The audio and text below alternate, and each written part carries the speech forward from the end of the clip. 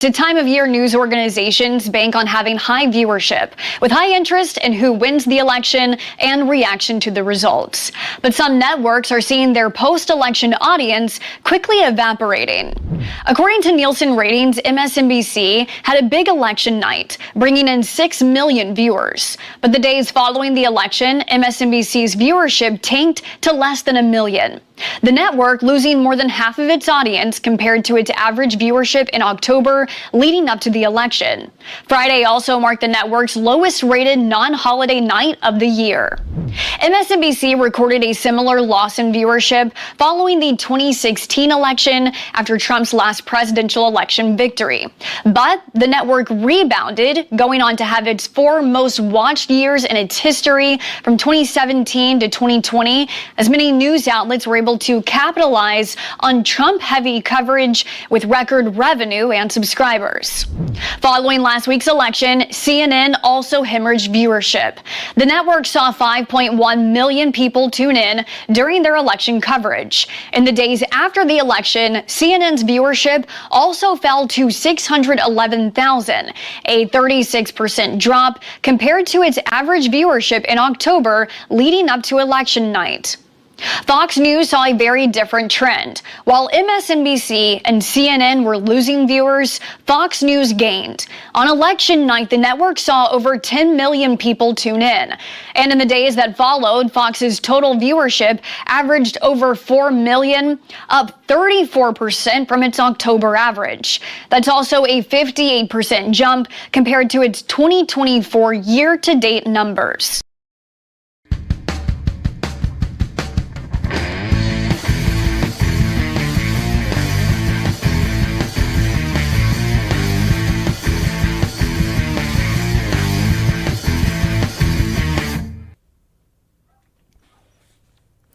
Hello guys, what's happening?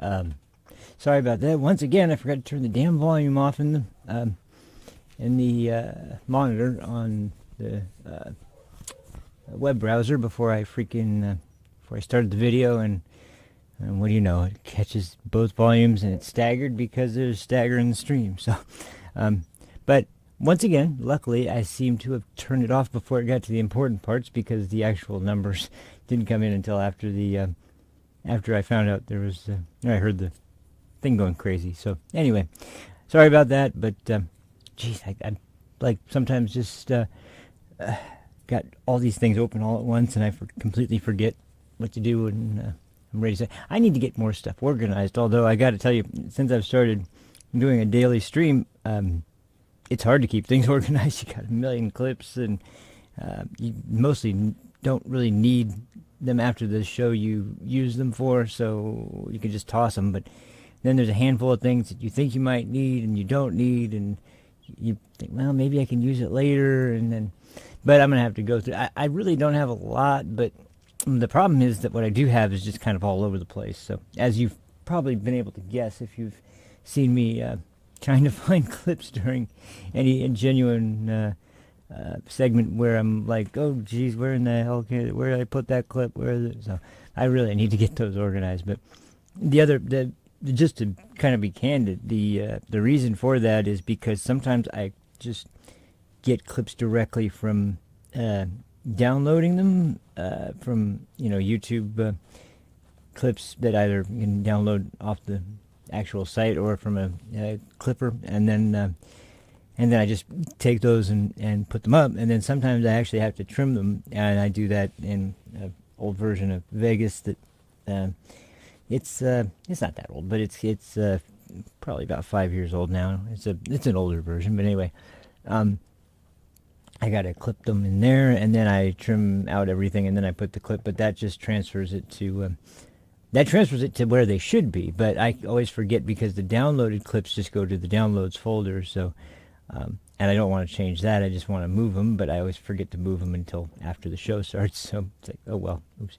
I think I did it today though, if I remember correctly. I might have. So there shouldn't be any issues today if I did this correctly. I'm just going to check that right now just to make sure. While I'm saying hello, how are you doing? How was your weekend?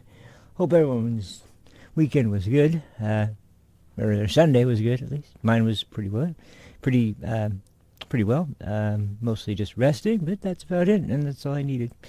Although I gotta admit, it's well, I got something coming in today. It's not really anything exciting, just a new gaming mouse.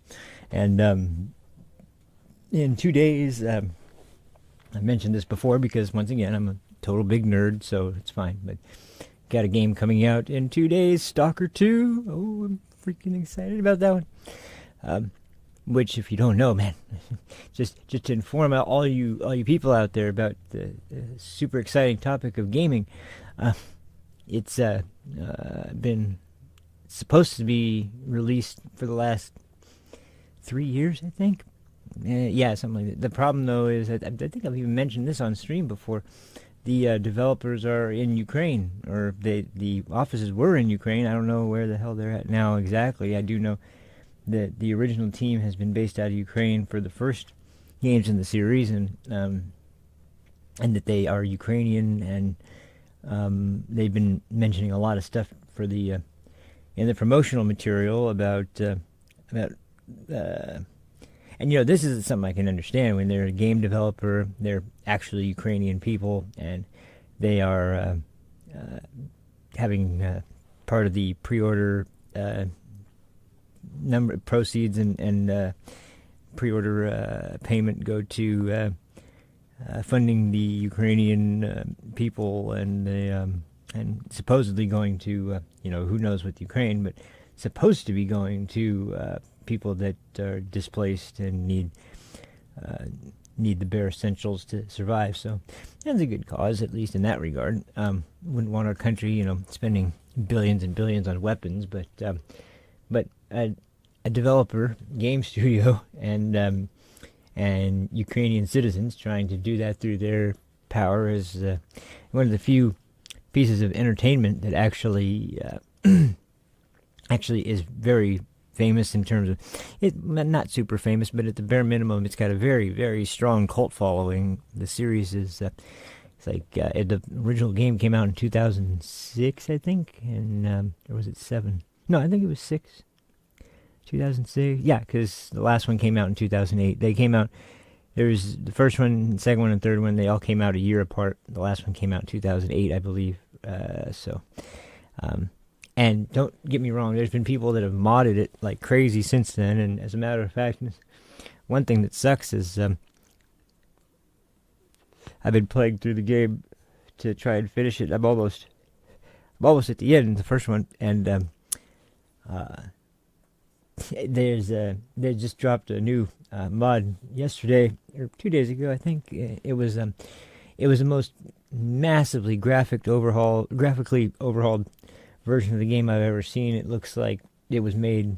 It looks better than a lot of current generation games on PC, and it's just blew me away. I was like, "You sons of bitches! You released this after I've been playing this other one for over a month now and trying to be ready for the game." But no, I'm still gonna play the one I've been playing and try and finish it. So that, but it is nice to have one that looks as good as it does, because I have this kind of habit of when something I like comes out, and it's exciting to me, then I like to I tend to at least get really obsessed with it for a little while afterwards, and so that's just a weird habit of mine. So anyway, on with the show.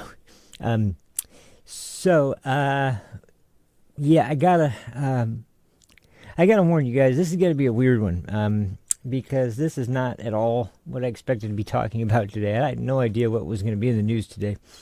I never would have guessed this would be it, though, because yeah, I'm sure some of you have seen up until this point. Maybe not all of you, but I'm sure some of you have seen up to now.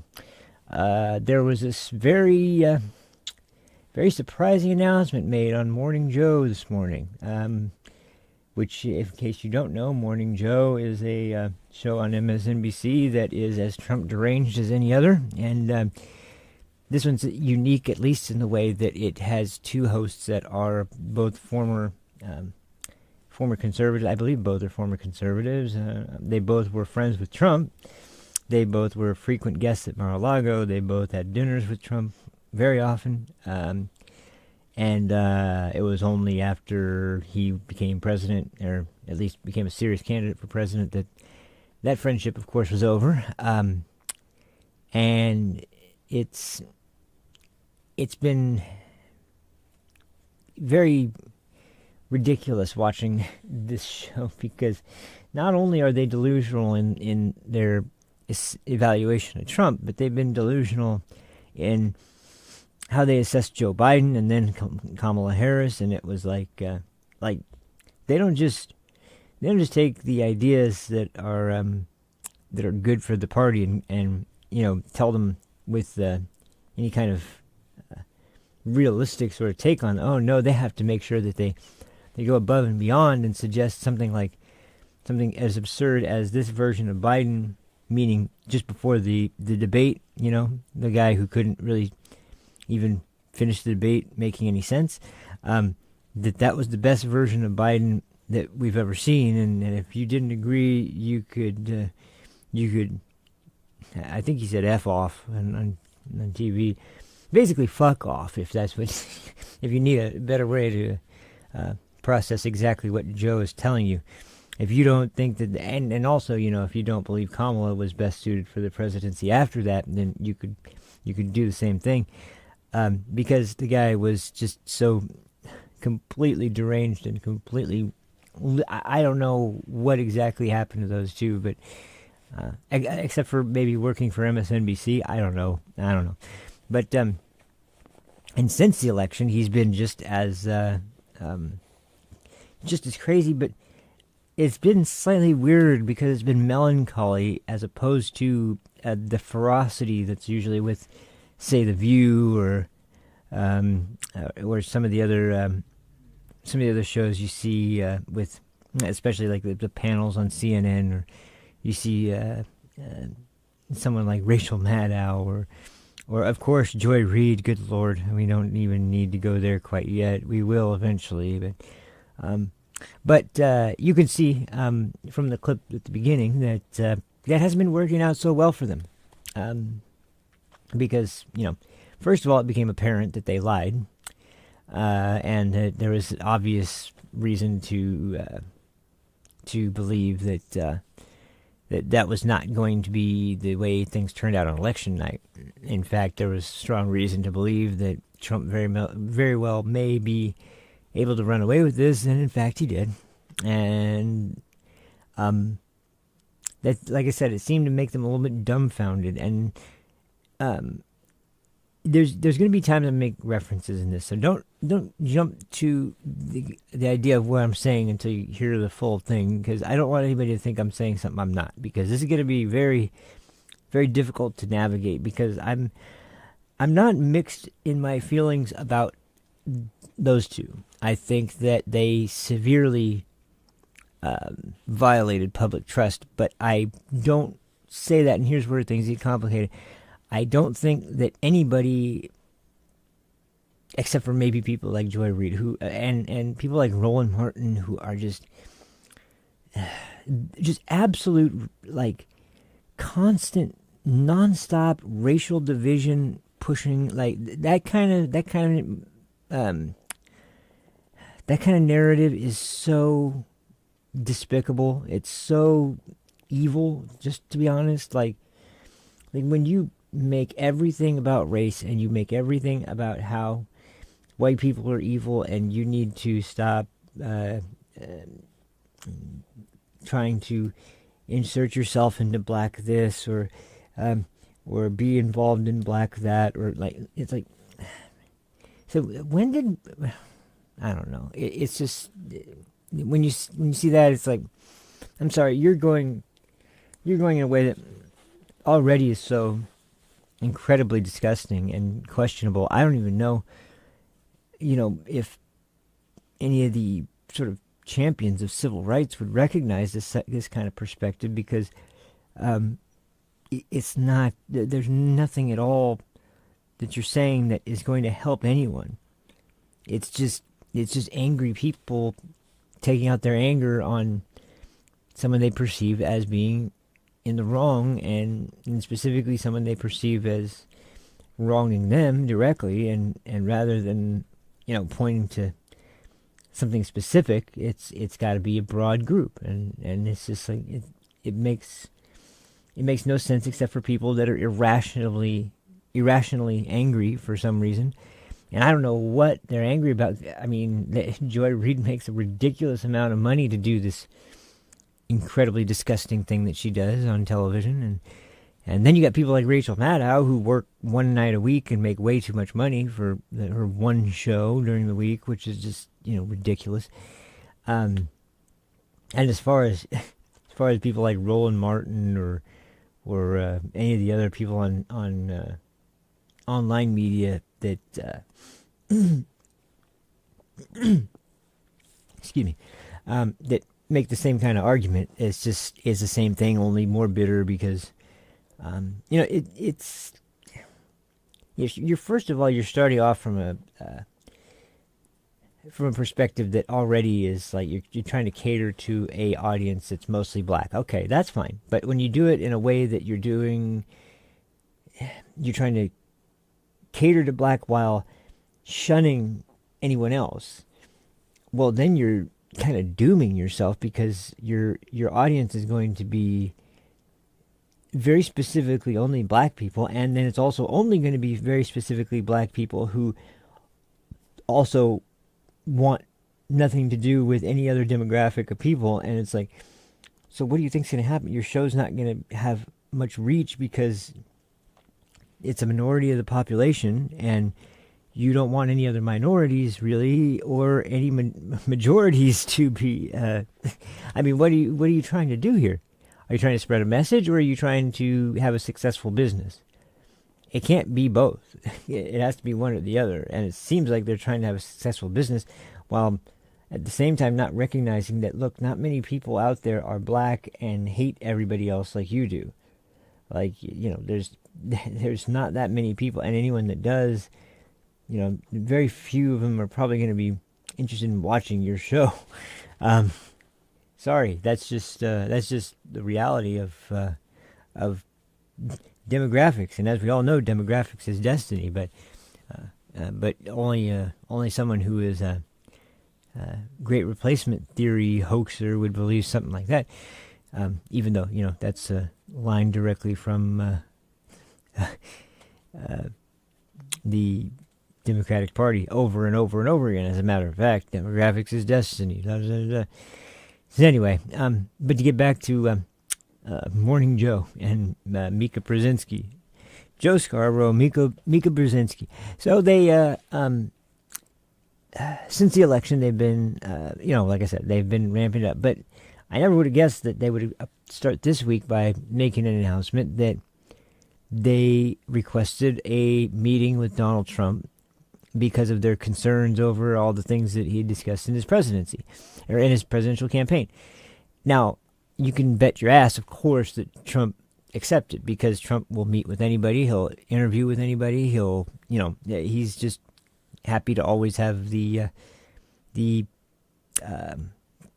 discussion with anybody, and it doesn't matter what side of the aisle the interviewer is from or what their agenda is, and so of course he accepted. Now, it kind of speaks to me, and I'll go over this later, that they didn't bring the cameras, they didn't bring any kind of recording, they didn't record the meeting, they didn't have any transcript, they didn't have any visuals or audio. It was just a meeting, and they discussed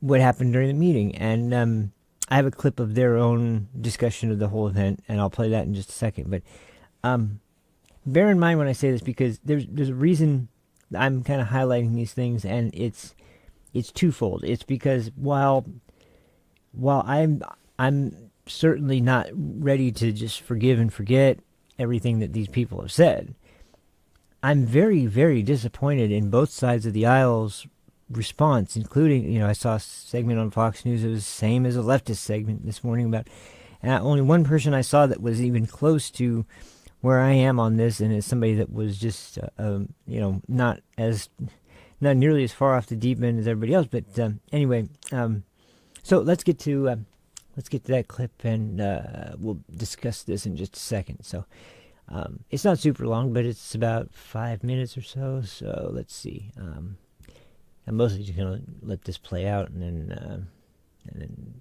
we'll talk about it. But I don't think I have to interject much, because I kind of want this to play out anyway. Oh, I'm in the wrong folder. No wonder. Okay.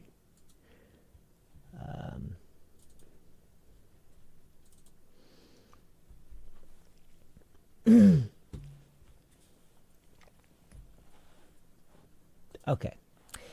All right, here we go. Let's get this pulled up and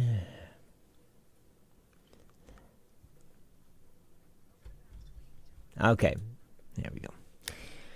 All right, we'll full screen this. At some point we will.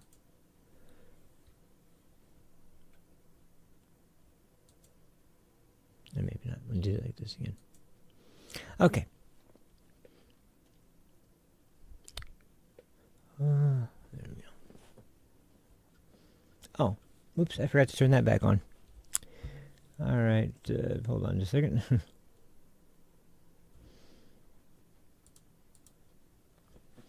Okay, now we're good. I just gotta turn on the volume and then... Alright, so here we go. Over the past week, Joe and I have heard from so many people, from political leaders to regular citizens, deeply dismayed by several of President-elect Trump's cabinet selections, and they are scared. Last Thursday, we expressed our own concerns on this broadcast and even said we would appreciate the opportunity to speak with the president-elect himself. On Friday, we were given the opportunity to do just that. Joe and I went to Mar-a-Lago to meet personally with President-elect Trump. It was the first time we have seen him in 7 years. Now, we talked about a lot of issues, including abortion, mass deportation, threats of political retribution against political opponents, and media outlets. We talked about that a good bit. And it's going to come as no surprise to anybody who watches this show, has watched it over the past year or over the past decade, that we didn't see eye to eye on a lot of issues, and we told him so. What we did agree on was to restart communications. My father often spoke with world leaders with whom he and the United States profoundly disagreed. That's a task shared by reporters and commentators alike. We had not spoken to President Trump since March of 2020, other than a personal call Joe made to Trump on the morning after the attempt on his life in Butler, Pennsylvania. In this meeting, President Trump was cheerful, he was upbeat, he seemed interested in finding common ground with Democrats on some of the most divisive issues. And for those asking why we would go speak to the president-elect during such fraught times, especially between us, I guess I would ask back, why wouldn't we? 5 years of political warfare has deeply divided Washington and the country. We have been as clear as we know how in expressing our deep concerns about President Trump's actions and words in the coarsening of public debate. But for nearly 80 million Americans, election denialism, public trials, and January 6th were not as important as the issues that moved them to send Donald Trump back to the White House with their vote. Joe and I realize it's time to do something different, and that starts with not only talking about Donald Trump, but also talking with him. So,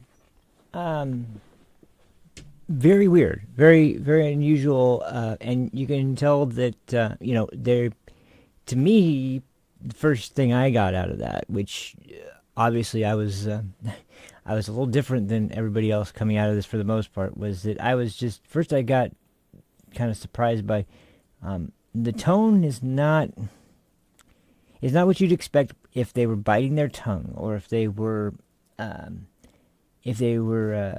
you know, were doing this because they were told to, or if they were doing this because they were in any way, like, you know, trying to pander to their audience or something. Like, it seems genuinely like they what I get the impression of is that they were genuinely surprised that this person that they believed was Hitler was actually willing to talk to them. Now, that's not an excuse. That's not to mention, like some kind of way that to weasel them out of that. They should have known that, especially since they knew the guy personally. However, there's so much that's going on now that is based on others telling people, "Oh, this happened." Other people telling people this happened, and then of course you have the messaging game going on where the story gets worse progressively every time it gets told. So then it goes from Trump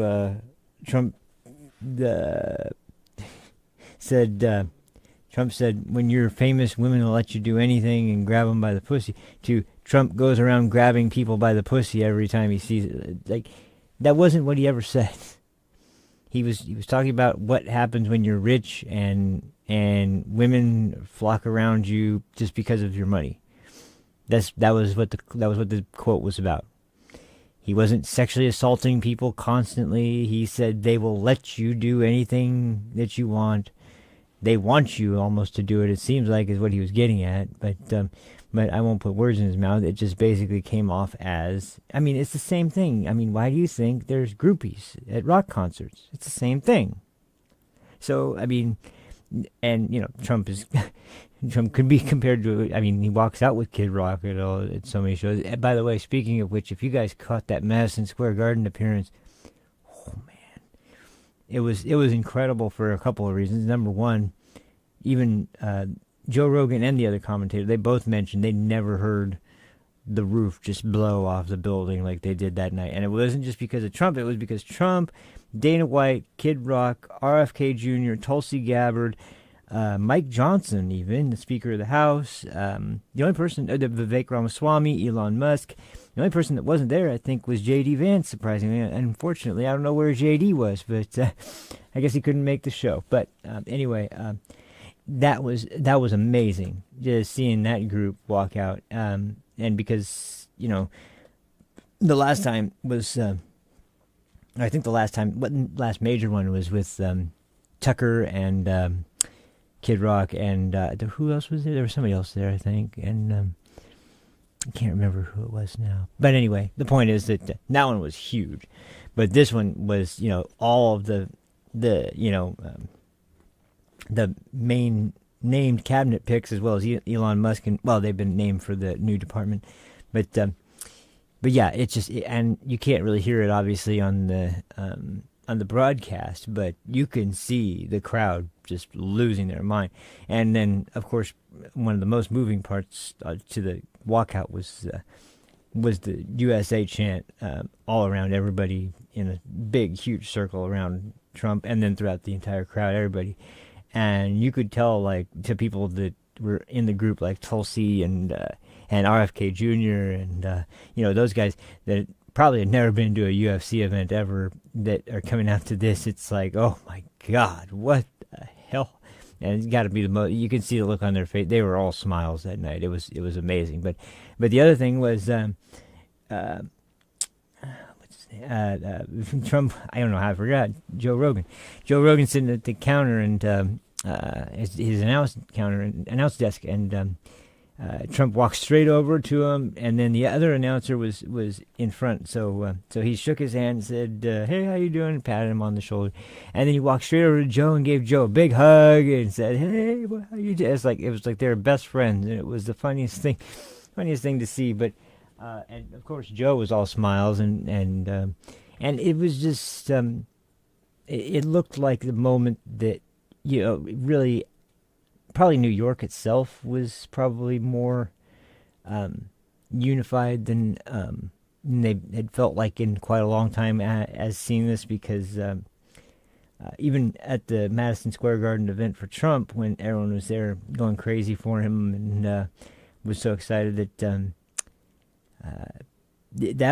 seemed like a freaking huge deal. But this was just like after the election, after it's been won, after they've had their celebration for the most part formally, this is the party after the celebration, and everybody's just so excited. Especially, I gotta say, probably the most excited person was Elon Musk.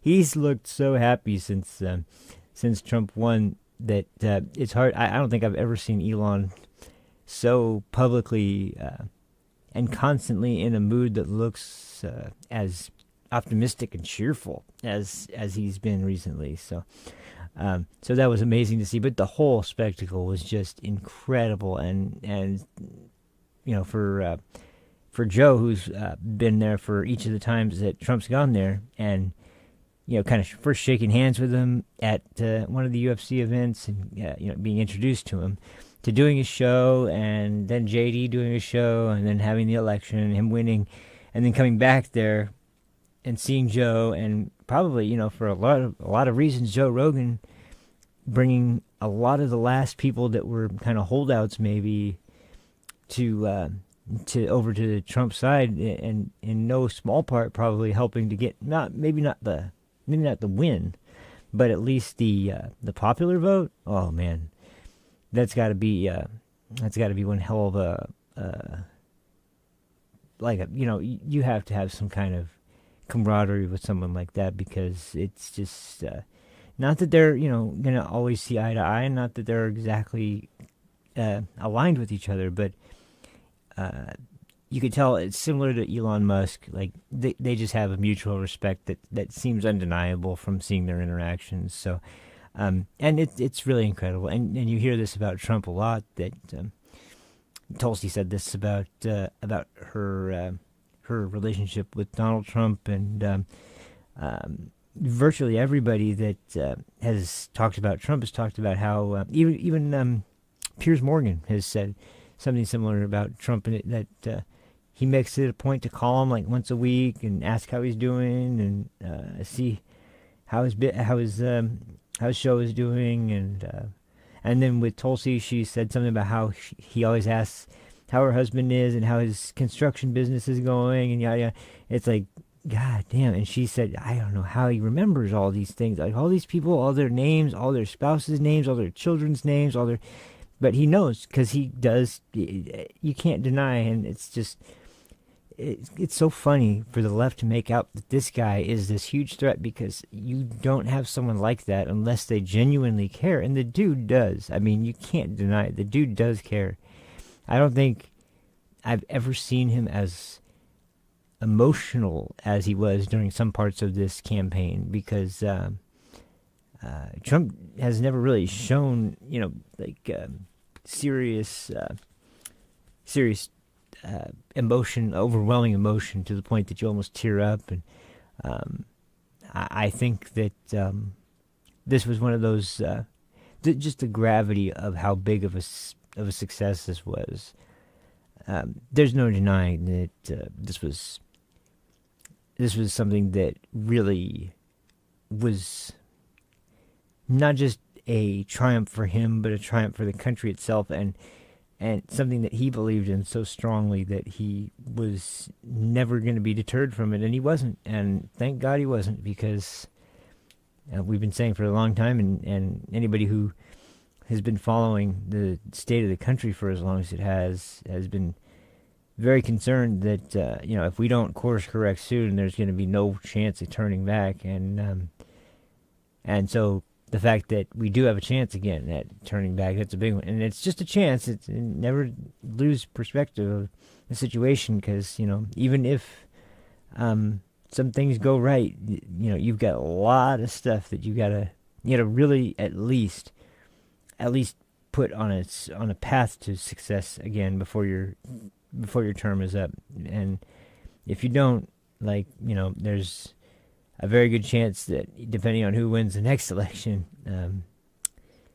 it's very possible that those things are all going to, still kind of swerve off course enough to go off a cliff, and then, who knows what happens. But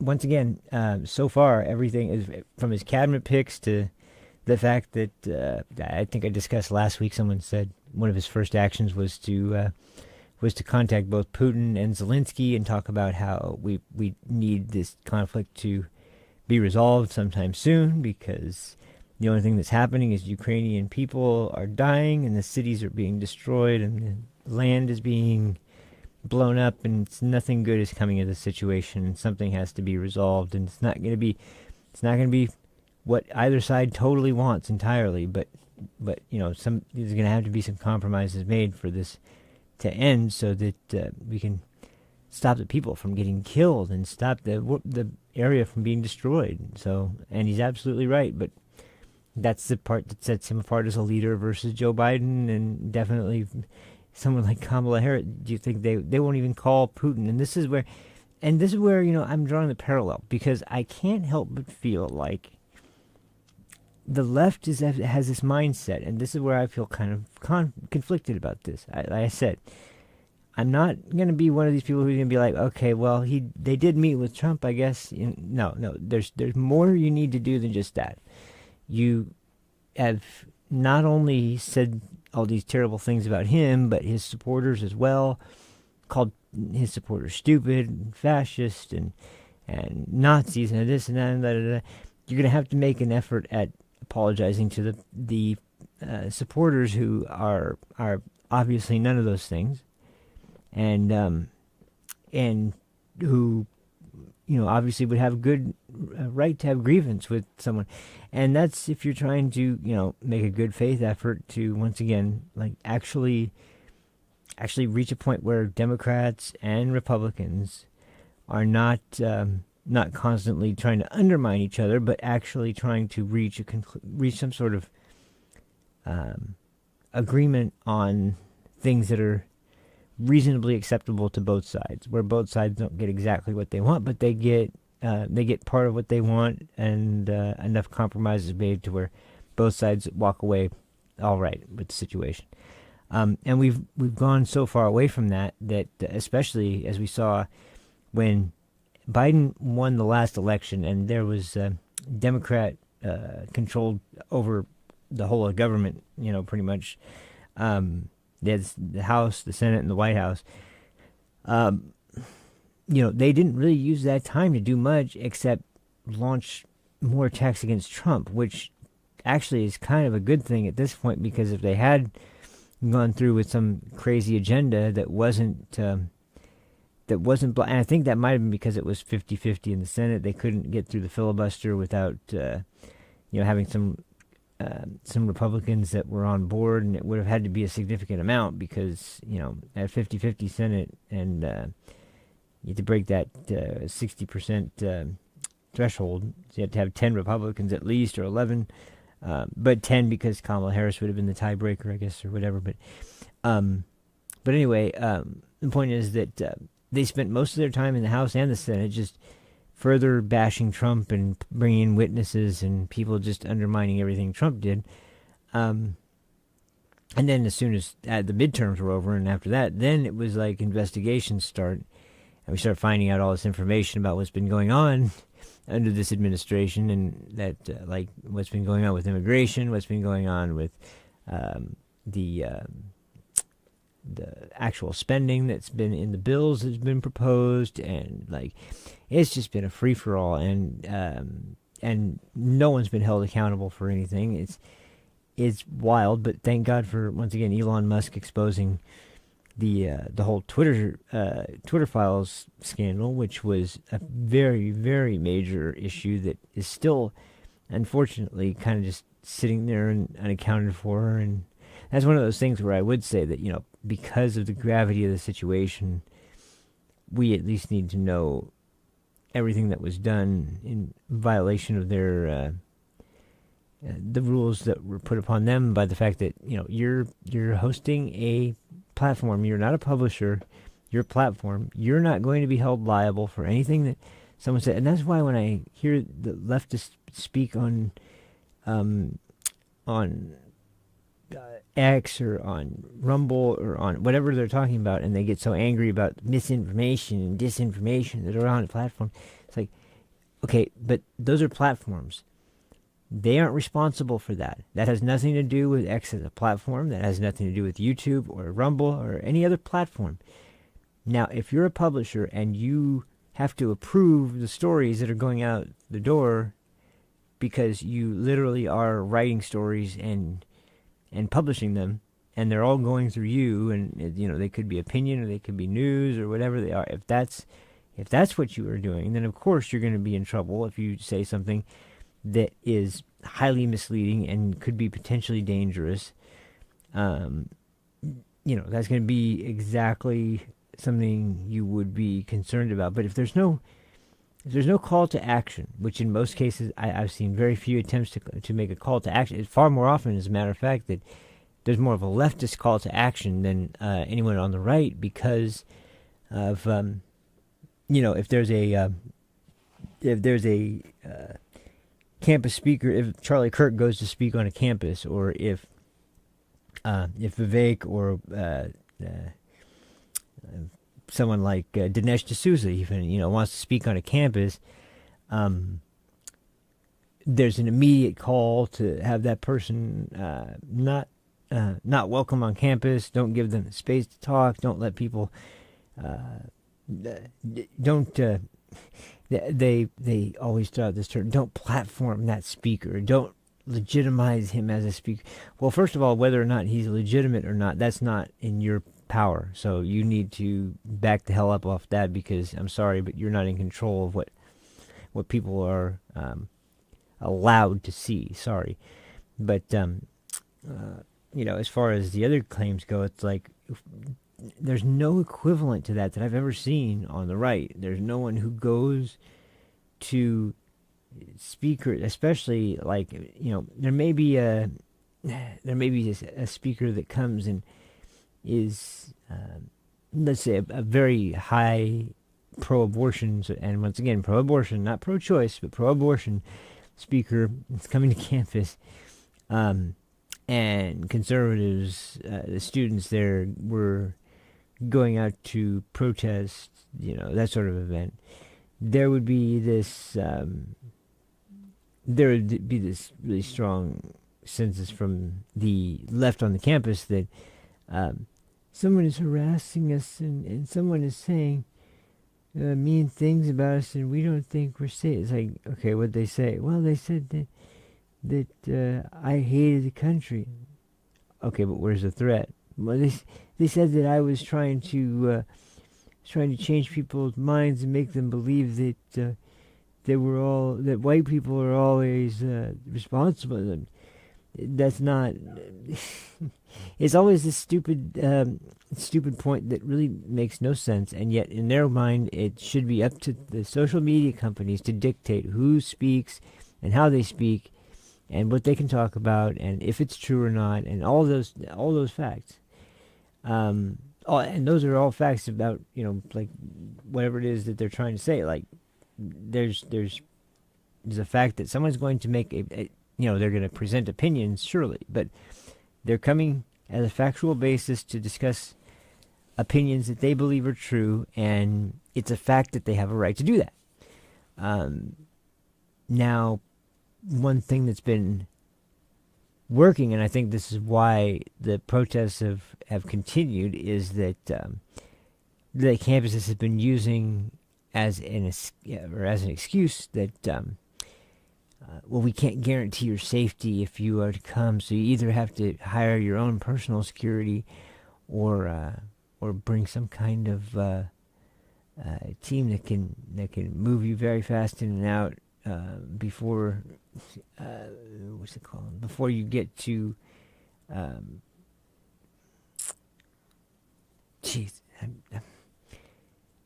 before you get to the point of having this person on campus.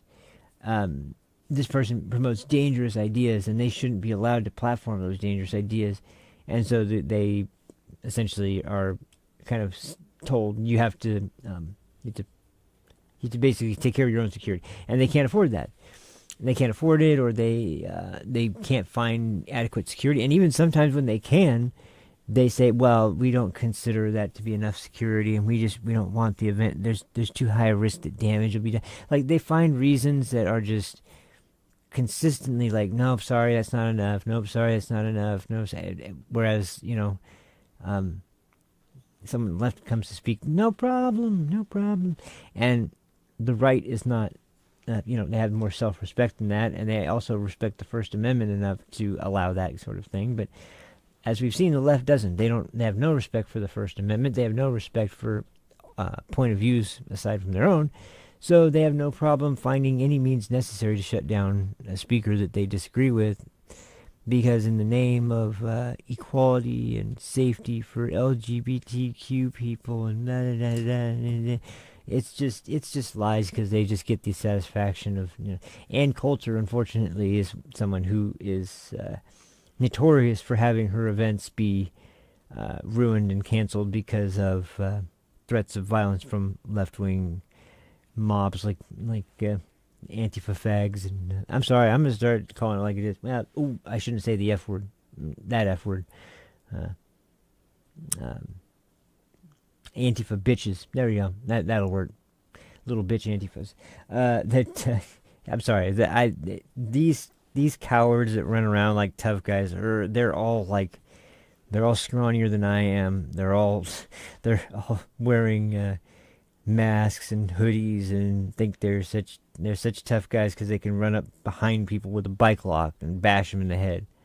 They're cowards. They're dangerous cowards. And they're the kind of people that are absolutely dangerous to the culture of America, because they are, they're absolute pussies. They're just absolute pussies. They can't,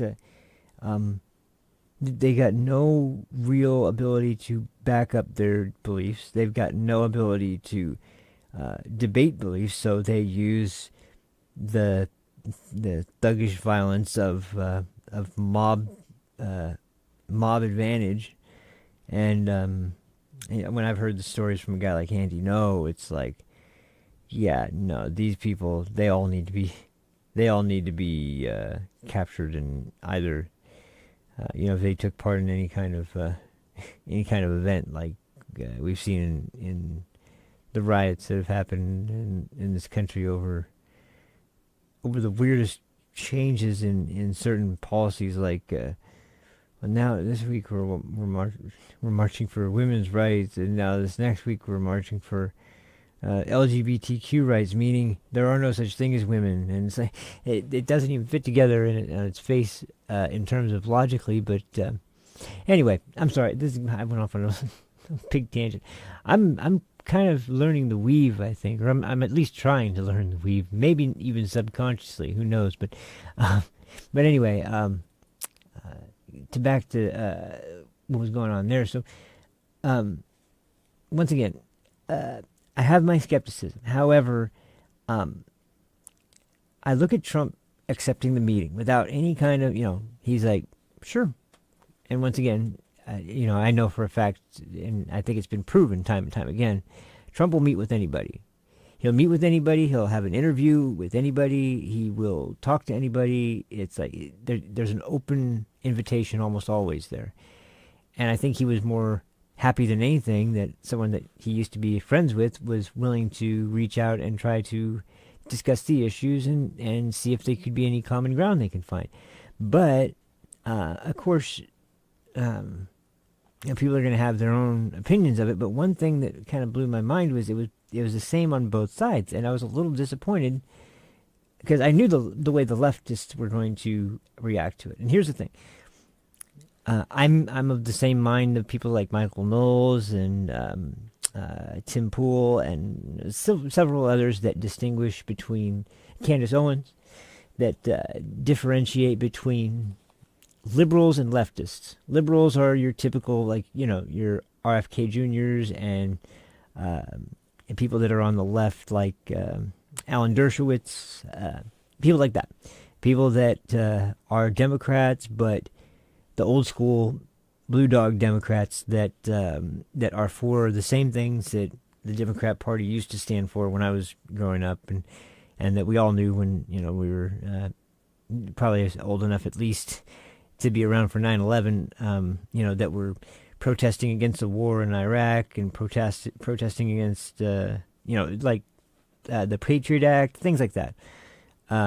They're always standing up for free speech and weren't open borders free, but pro-immigrant in terms of legal immigration, and so and now that's more of the Trump party, because they believe in all those things, including the anti-war in Iraq. It's just there's a lot more conservative belief in it, and some of them have won me over. Some of them haven't entirely, but I would say I definitely lean more right now than I did before. And I'm registered independent. I feel like that's a fairly representative spot for me to be at, because while I still am now leaning more right than I ever have before, there's still some things, like I've said before, that are more in line with the left than the right. But nothing in modern day leftism is anything that I ever believed in, and there needs to be that addressed, and especially by people like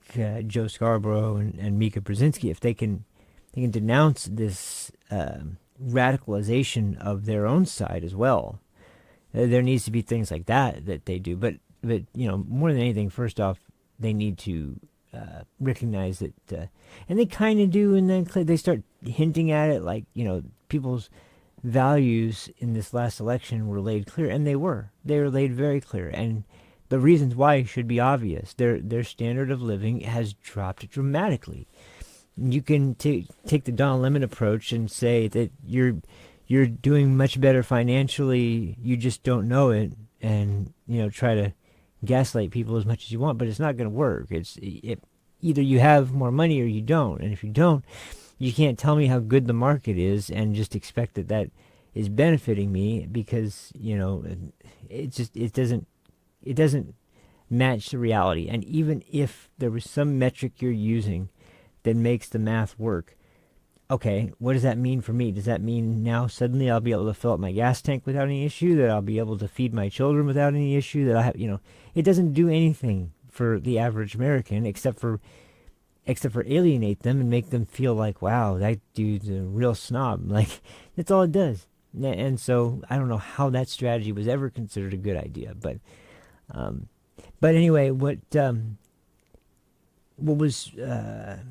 wasn't surprising at all, and I'll play this clip in just a second. This guy, and unfortunately this is where I got the clip from. It was in the corner of the video. I'll pull it up real quick just to see myself, because I forget what this douchebag's name is.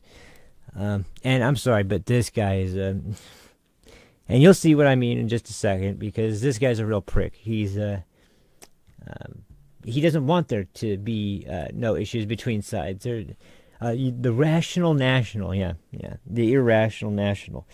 This guy, first of all, he looks like Steve Shives, which is already a huge point against him. He looks like that, little I'll just say it once again, for him, he looks like one of those old, same as David Pakman. He looks like a little queef. So besides that, though, just smug, arrogant leftist, nose in the air kind of snob that absolutely has no real good arguments, just has grievances to complain about, and would rather, has all these blocks on all these people on his accounts to make sure that his precious little worldview is no one's going to challenge him on his little worldview, and the one where feminism is the white way, and women are under attack, and their bodies are their toys, and sure, that's a great platform you got there, Steve, and Mr. Whoever this dumbass rational national dude is. I never even heard of him before. I just I saw he was covering the clip, and there was a good version of the clip on it, so I was like, well, here we go, I can check this out. And I listened to the opinion, and I couldn't tell where he was coming from at first. I thought he was kind of coming from it at the same angle that I heard on some other stations before that were more right-leaning, but I'll get to those in just a second, because this is what you expect from the left, and we'll just get to that now.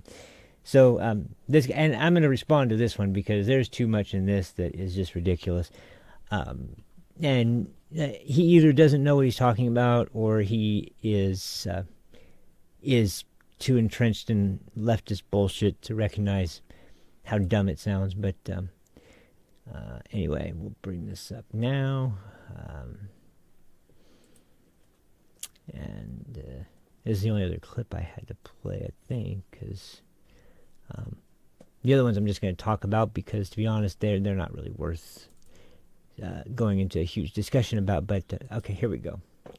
But okay, here's this guy, the Steve Shives clone that just sounds like a prick, and his take on this, and I'll also explain why where I'm coming from in just a second, but because I do have an overarching point that I want to make, because I haven't gotten around to the overall point.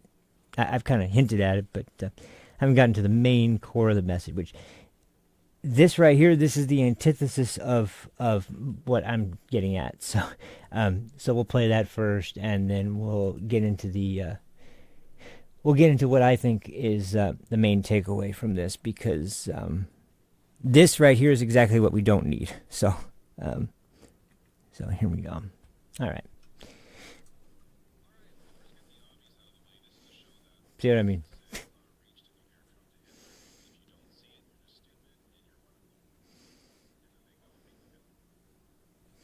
You notice how natural that sounds coming out of his mouth too. That you can tell he's got no issue with any of that. He thinks that's probably correct. So anyway, let's keep going.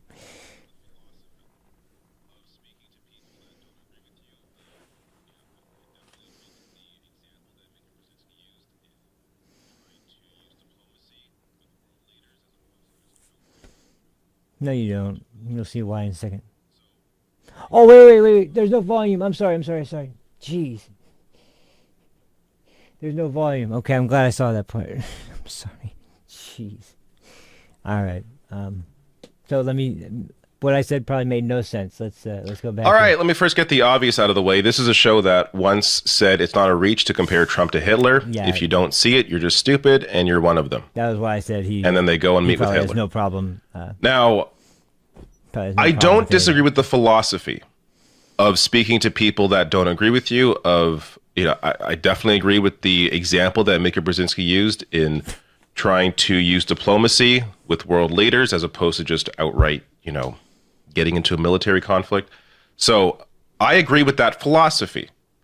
The difference here is that Morning Joe is not a world leader. They are the press. Hold on a second. So you notice how he frames that? Remember what Mika Brzezinski said? It's important for journalists to. She was speaking about journalists. She said something about whether they're reporters or if they're commentators. That was the word she used. And then that was in reference to the discussion about meeting with people who you disagree with and you have concerns with their worldview. She was talking about reporters. She wasn't talking about world leaders talking to other world leaders. So this dumbass already doesn't get that part. The fact that they are on news and commentary is one of the reasons why they wanted to meet with him. Of course. I mean, and I think that it's interesting that they did it without doing an interview, but I think that's because, first of all, I think if they had done it with cameras and if they had done it with the setup,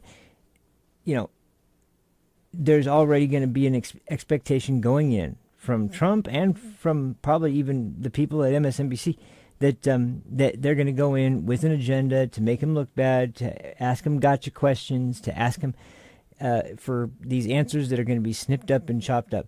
Without the cameras, it's a more good faith approach to meeting with him. Now, I see that as a double-edged sword in this situation because people already don't trust these two. However, I think the idea of meeting with Trump to have a good faith discussion about their concerns and their issues and finding out what his opinion is on them was a way to show that this is not us as Morning Joe coming to Donald Trump. This is us as Joe Scarborough and Mika Brzezinski coming to Donald Trump to discuss our concerns and issues. That seems to be the reason why. And look, once again, this is not me going out on a limb for them. I'm just stating this because I think that there's an important lesson that we need to all think about before we come to a snap judgment. And And this asshole is the kind of snap judgment I'm talking about, where he's going to pick it apart and he doesn't really care about what was said or any kind of consensus that was made. He couldn't care less if they did reach a consensus and if they had gotten some guarantees. He doesn't care. He's Donald Trump. He won the election. That's bad.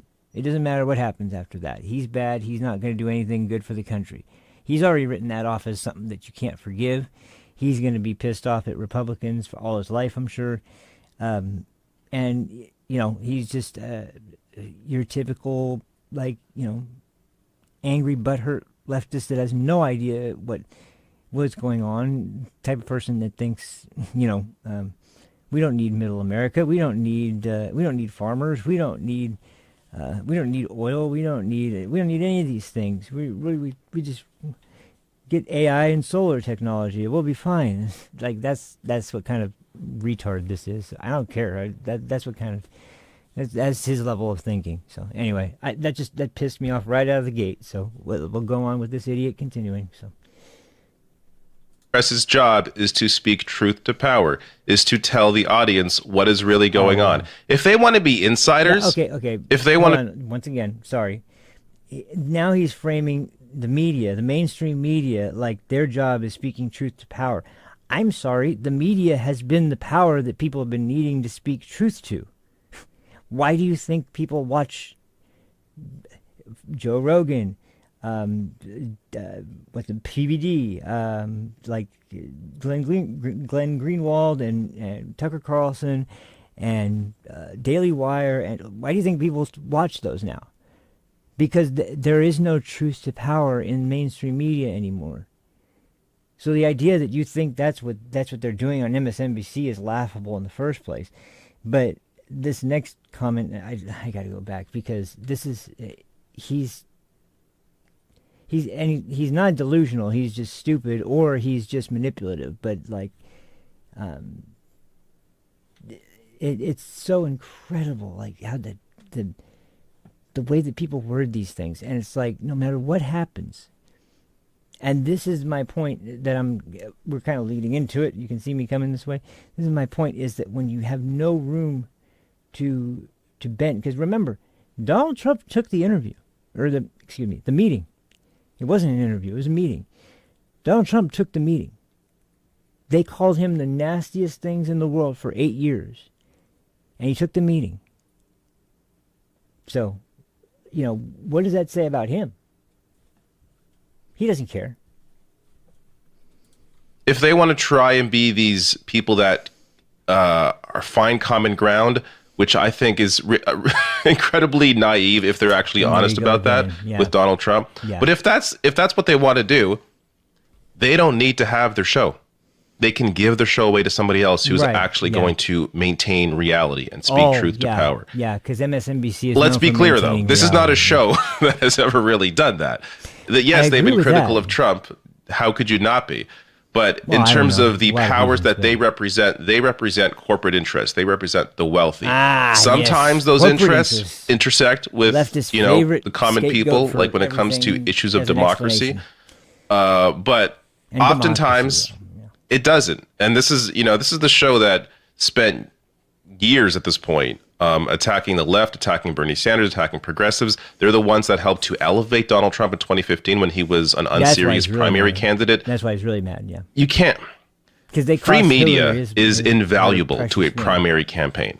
So they were part of the issue when it came to the ability for Trump to find an audience after he launched his campaign and just seemed like a clown.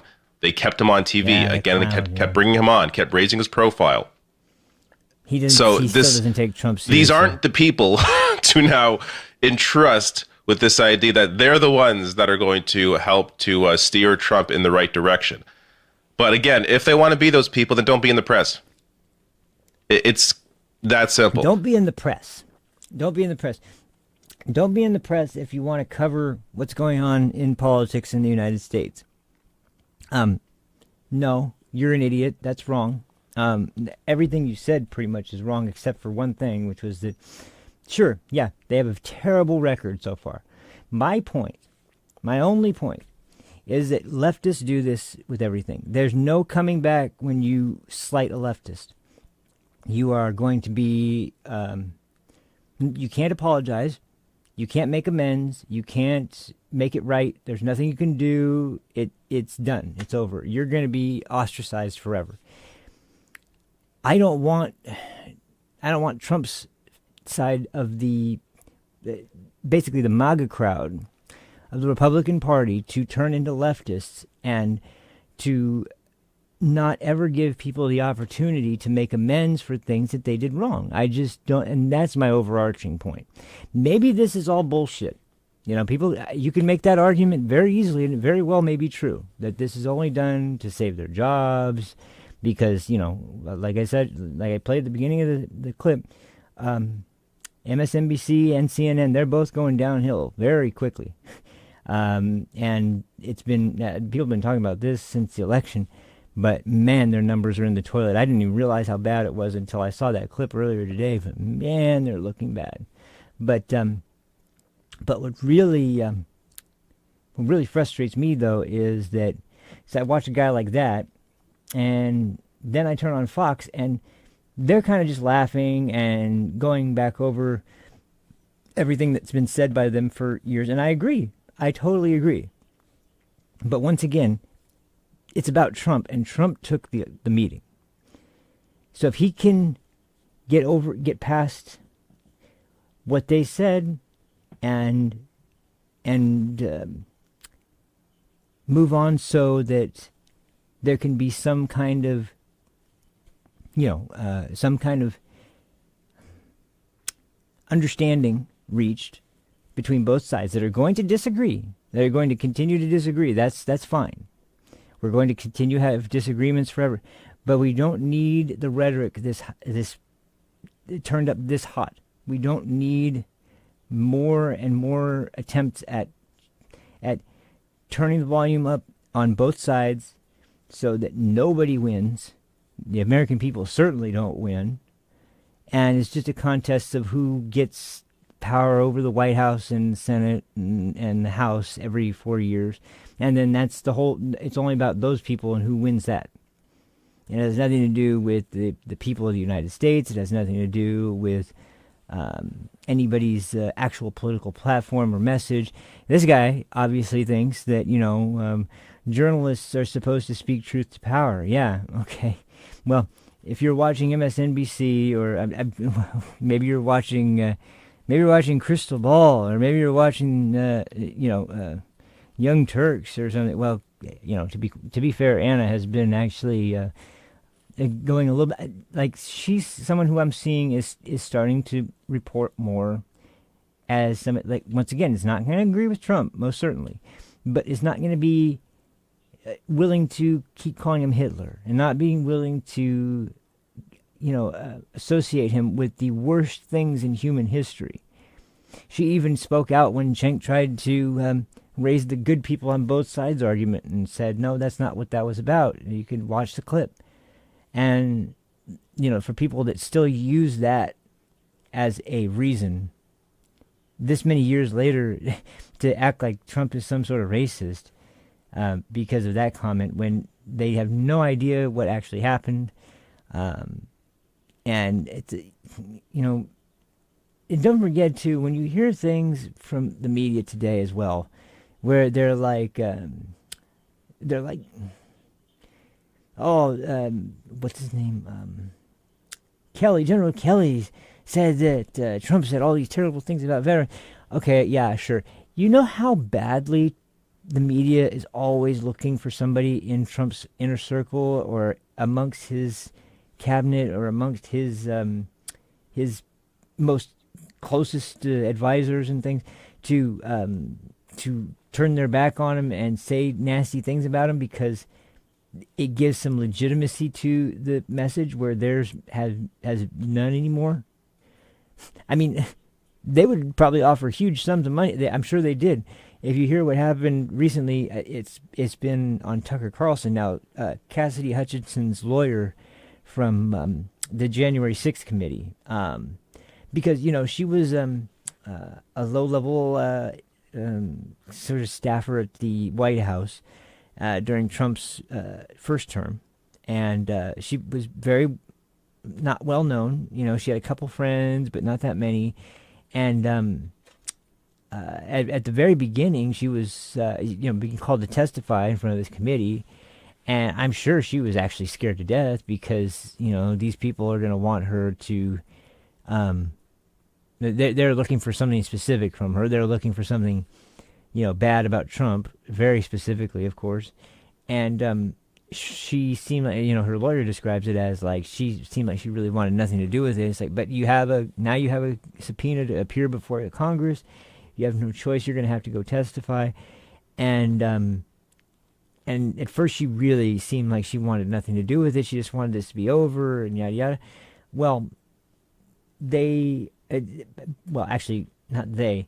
It seemed like Liz Cheney really saw something in her that she could use as a springboard to kind of take this young girl who was obviously kind of shaken by the whole experience and still not quite accustomed to the whole DC corruption levels that you normally will be when you are in Washington, D.C. for a significant period of time. So she starts courting her to have these private conversations, and they don't want her lawyer in attendance there. And eventually at one, he is there, but he's listening to what she has to say, and he basically expects that they were hoping he was going to get up and say, "What are you talking about? This isn't at all what you told me or anything." But he didn't do that. He kept his cool. But like they had completely like gotten this girl to change her messaging 100%. I don't know entirely what was offered. I forget what he said as his theory for exactly why. But what I do know is that like when you have someone really powerful who has you in either a position where you can be friendly with them and just all you got to do is just go along with what we're saying, or you can go against us with that, and probably be framed as that guy who you don't even work for anymore, that isn't helping you anymore. So what do you need to be what allegiance do you have to him now? We'll make sure you're taken care of, and if you do us this favor, we could do, that kind of mentality would be very easy to use to convince young girl who is not that familiar with all the processes of everything down there. And so next thing you know, she's telling this story about something she heard from somebody else about how Trump reached across,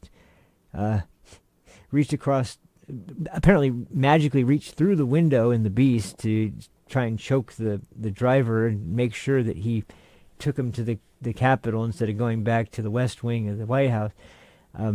Because even if he was able to phase his hand through the glass of the window, I guess Trump somehow now is taking on like 3 or 4 Secret Service agents at the same time and is able to get past the, I don't know. The whole story was ludicrous and it made no sense, and it was this, but it was just this, it was Liz Cheney's pipe dream that she dreamed up, that she definitely had to have come out during these January 6th committee hearings that were such a most ridiculous hearing in the history of this country's Congress. It's embarrassing to hear that kind of testimony now and like go, oh, what in the hell did they do?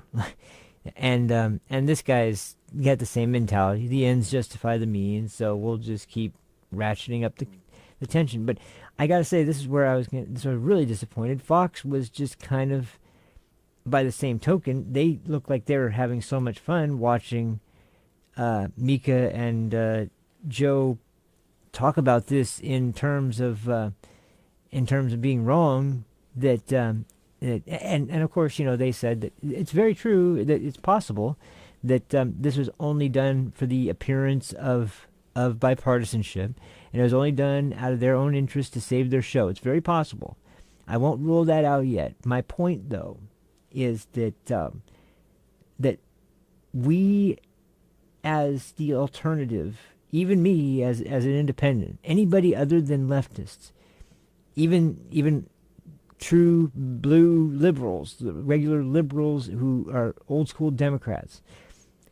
We need to get back to a point where we say this is not the norm. The norm is not to be associating your political opposition with the worst possible things in history. It's not to call the other candidate Hitler. It's not to call the other candidate's supporters Nazis. It's not to just hurl all these insults out and suggest that we're going to be looking at concentration camps, and like all of this rhetoric is so insane. And so if they're going to take away from that we don't agree with Trump on this and that, we're going to still call it out on the show, but we're not going to be using this overheated rhetoric. We're not going to be comparing him to dictators and former authoritarian leaders that were genocidal, and because he's clearly nothing like that. And it's like, they have to do more than what they did. But to be honest, I think just the shock of the whole situation is something that everybody's trying to wrestle with at the moment. But it's the same reason why they were floating around the idea of having a MAGA supporter on The View, which, as I was discussing last week, there would have to at least be two people that were in the same category, not just one. If it was just one, they would be destroyed every single show just by being drowned out by the other panelists. They wouldn't last at all. And so there'd have to be at least two people, so they at least have some kind. I mean, they're never going to let it be even half the panel, let alone a majority of any kind. But they're not even going to allow it to be an equal footing sort of situation. But at the bare minimum, if you're going to have someone on that's supposedly there to represent the views of MAGA supporters, they at least have to have the ability to raise their points without immediately some smart-ass comment by Sonny Hostin or Whoopi Goldberg, who's going to chime in with some stupid rebuttal that's about nonsensical, ridiculous claims that make no sense, and just going to actually have the conversation bounce back and forth between different perspectives that are possible, not ones that are based in this fantasy world that you've dreamt up in some sort of scenario where, like, your party, I don't know what you're trying to accomplish, quite frankly, because, as has been said time and time and time again, everyone's lived through a Trump presidency before. Everyone has seen what's happened, and everyone probably knows basically what is at least not gonna happen in this term. Same thing that didn't happen in the last term when you said they were going to happen. They're not going to round up a bunch of people based on race or anything and put them in concentration camps, and they're not going to go after their political opponents. They're not going to use the DOJ to go after their political enemies. I know they're mad about the idea of breaking up these government agencies, but the problem is that those government agencies are all ideologically captured by left-wing ideology, which is why you have someone like Mark Milley saying, I want to understand white rage. Like, really? You're a general in the United States military and the chairman of the Joint Chiefs, and one thing you're concerned with right now is white rage. That's one of the big problems with the country right now, is there's just so much white rage, huh? There's white people that were burning down cities in 2020. There's white people that were destroying businesses in cities and spray painting "White Lives Matter" all over. No, as a matter of fact, you even raised something like "All Lives Matter," and you suddenly got mobbed and beaten down by a bunch of people with "Black Lives Matter" shit all over the place. Because they don't care about everybody. They care about their own narrative and protecting that narrative to the bitter end. And so, unfortunately, people like this jackass and the rational jackass, and people that are all like David Pacman and that whoever that idiot is that's always on Piers Morgan with him. I can't remember the guy's name. He's completely irrelevant because he's an idiot, but his point of view is the same as every other leftist lunatic that's always on the channels that are trying to make this argument about how no, it's true. Trump is really good. Yeah, he's really good. Yeah, I'm sure that's what he's going to do. But that's my point: is that look what happened to the Democratic Party. They splintered and they've fallen apart because they allowed the fringe radicals to be the ones who always push everybody around. And I don't want to see the conservative party or the rest of America as a whole get to a point where we aren't even willing to give people a chance at showing us they can be more open-minded. And if I'm wrong and they're if tomorrow they're back on calling him Hitler again, then okay. Hey, what's going on, Jay? I'm about done, but good to see you, man. But yeah, if tomorrow they are right back to their old tricks, I'm not. I'll admit that I was wrong and that they haven't changed at all, and they are not even trying to change. They're already back to it.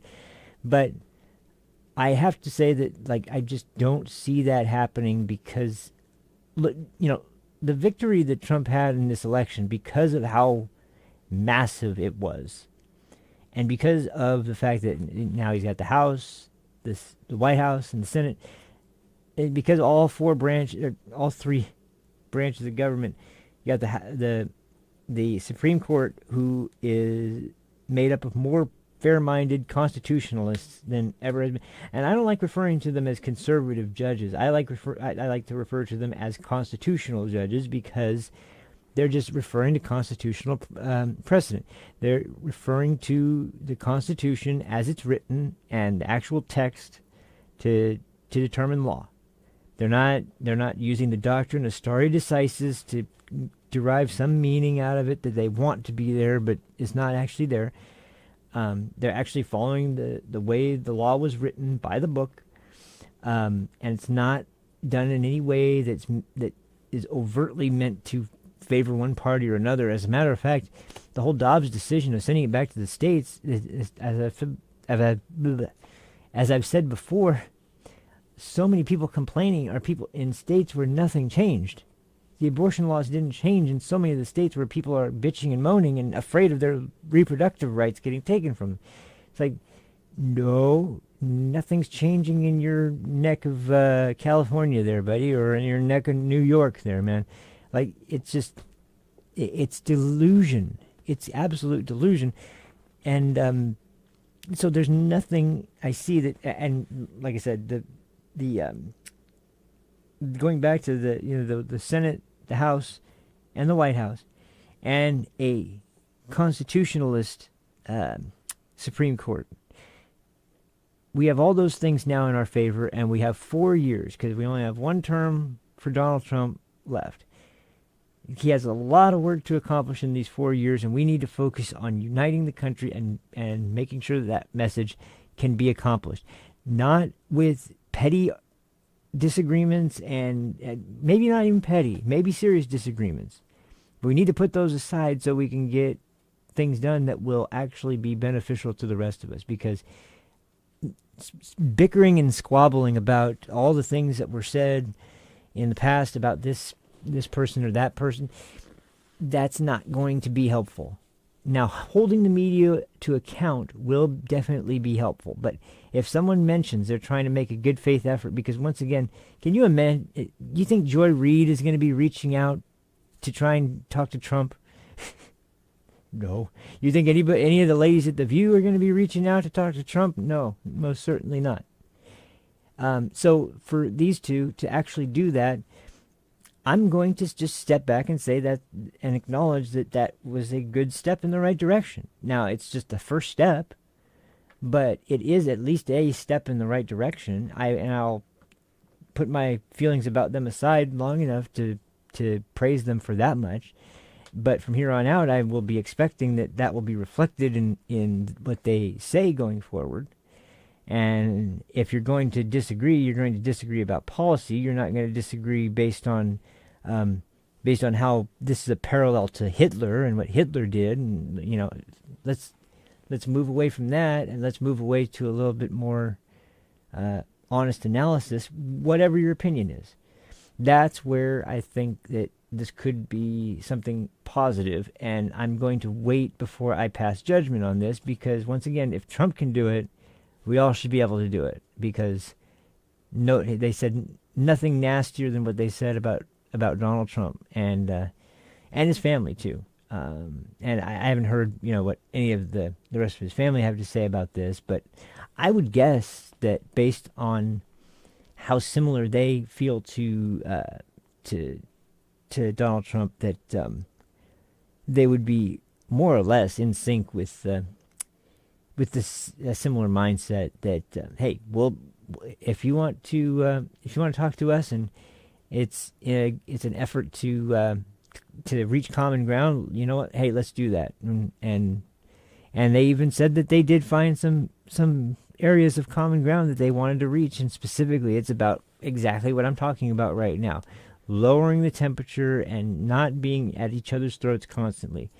And people like this jackass here are the only ones that are standing in the way of that happening, or at least primarily the ones in the way of stopping that from happening. Because, as I said, once you stop accepting apologies, once you stop accepting good faith efforts of people that genuinely feel bad, and that's not good enough, then, okay, well, then, what do we have? We just have people who are constantly going to be fighting with each other.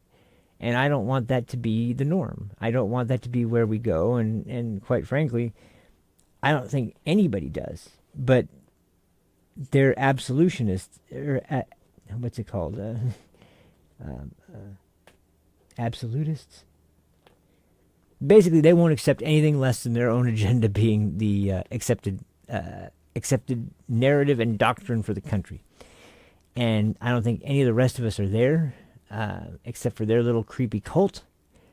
And so if that's the case, then we've got to reject that.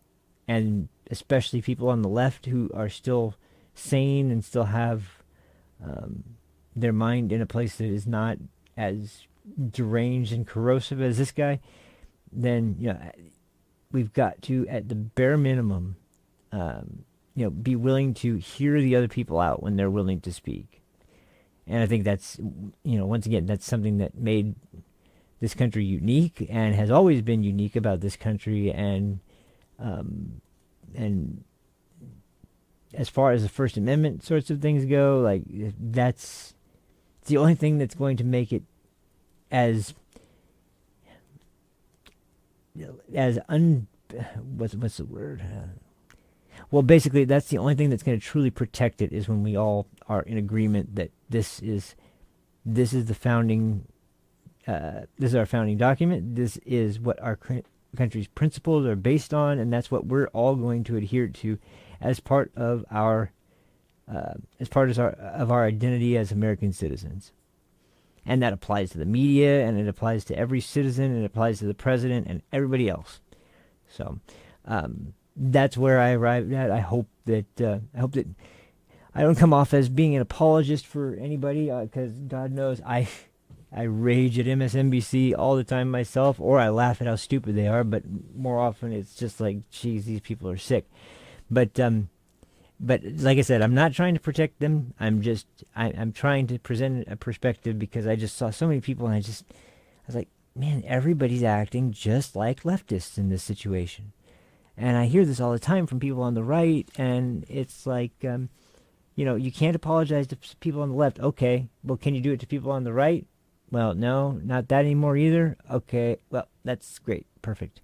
I mean, when you are becoming a hypocrite in that way, it doesn't really speak well of your party's position. So, which is why there is already this sort of distinction to be made between people who are true Trump MAGA supporters and parts of the old members of the old conservative and right-wing sort of political established, almost neocon, but not quite there yet, but somewhere in between. And those sorts of things we gotta kind of walk away from as remnants of the past. And this party has moved forward into the more modern generation, where it's a more populist movement that's thinking about the citizens and their well-being and their ability to make a living and survive. So And one way that we can definitely do that is when our political figures stop making it all about them and stop trying to be this badass that's always got some amazing solution to all of our problems. Our problems are very complex, and they're going to require complex answers to be able to fix them. And it's just not going to be something that's going to be easily solved unless we can put all of the insane over-the-top rhetoric and insults behind us and move forward into an area where we aren't just picking at each other over and over again, constantly belittling the other side, and actually be able to argue but then walk away and still have a mutual respect for each other. So anyway, I'll end it there because I already went way more than I thought I was. So thank you guys for watching. Really appreciate it. This was a weird one, I know, and like I said, I didn't know exactly how to present this, but I hope that was at least I hope my point came across pretty clear. So I'll see you guys again tomorrow, and who knows what's going on then, but I'll make sure. By the way, I'll just make one quick mention of this. I know I'm in late again every day, and it seems like I was late every day from before, and I tried 11, but even to 11:30, I was still usually kind of consistently late. It seems like 12 is almost usually. I'm not for sure going to do this yet, but I think the main reason is because as soon as I get up and as soon as I'm awake, I'm already looking for the story because something to hone in on, because I don't want to cover something that's older than the day before, but usually if I can catch something that came out that day, it's even better. But the time to get the clips and to edit them and separate them, put them together and get everything ready, usually I just underestimate how long it's going to take usually. So I'm thinking about it. I haven't committed to it yet, but I might switch this over to 12 to 1. It'd be the last time I change times, I promise you, because it seems like I've been making 12 o'clock consistently. I just haven't changed the time to 12 o'clock consistently. And the mistake I made last time was I probably should have just moved it from 11 to 12, but I moved it from 11 to 11:30. So I'm trying to make it work, but it just seems like it's impractical. So I'll let you guys know if I actually am going to decide on that time change. And I hate to do it again, but we're only 20 episodes in, so it's still pretty early in the show's lifespan. I wouldn't be feeling like it'd be a catastrophe if I did it one more time just to make sure I can make it on time for you guys every day. But we'll see what happens. And with that being said, once again, thanks for watching. I will see you guys tomorrow. Till then, take care of yourselves. Have a fantastic afternoon. Peace. Now, I can't read it. There's no words on it. Okay. Sure. There's no words there. To play us out. What does that mean? To play us out. What is? For credits. I don't know.